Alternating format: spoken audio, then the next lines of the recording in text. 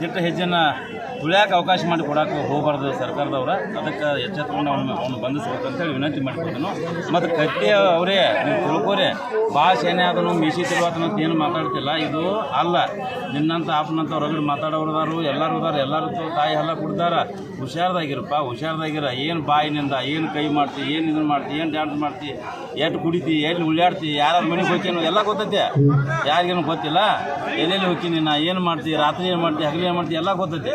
ಚೆನ್ನಂಗೆ ನಿನ್ನ ನ್ಯಾಲಿಗೆ ಬಾಯಾಗಿ ಇಟ್ಕೊಂಡ್ರೆ ಚಲೋ. ಇಲ್ಲಕ್ಕೆ ನ್ಯಾಲಿಗೆ ಕೊಂಡು ಬೇರೆ ಬೇರೆ ಕಡೆ ಕೊಡೋದಾಕೈತಿ.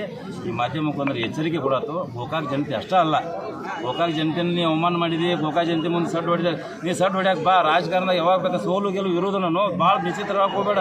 ಈಗ ಸೋತು ಅಂತಂದ್ರೆ ಏನು ಇದೊಂದು ಈಗೇನ ಡಿಸಿಷನ್ ಬ್ಯಾಂಕ್ ತಿಳಿತಿಲ್ಲ, ಮುಚ್ಕೊಂಡು ಕುಂತಿಲ್ಲ. ಭಾಳ ಹರಡಕ್ಕೆ ಹೋಗಬೇಡ. ಮುಚ್ಕೊಂಡು ಕುಂತಿದ್ರೆ ಮುಚ್ಕೊಂಡು ಕುಂಡ್ರು ಅಷ್ಟೇ.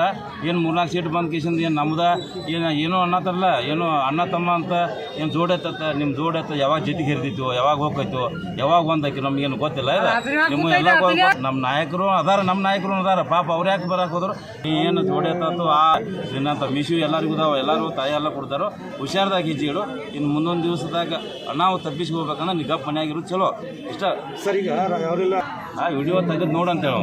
ನೋಡಾಗತ್ತೆ ಏನೋ ಡಾಲ್ಬಿ ರಾತ್ರಿ ಒಂದು ಹಾಫ್ 90 ಕೊಡ್ಕೊಂಡು ರಾತ್ರಿ ಬಾಗಲ್ದಾಗ ಕುಂತ ಅಂಗಳದಾಗ ಕುಂತ ಮಾತಾಡಿ ಅಲ್ಲ, ಹಿಂಗೆ ನಾನು ಡಾಲ್ಬಿ ಹಚ್ಚಬೇಡ ತಂದರು. ಯಾರು ಸಿ ಎಮ್ ಮಾತಾಡೋ ಸಿ ಎಮ್ನ ಬಿಡೋದಿಲ್ಲ ಜನ. ಯಾಕೆ ಜನ ತಿರುಗಿ ಬಿದ್ರೆ ಎಂತೆಂಥ ಸರ್ಕಾರ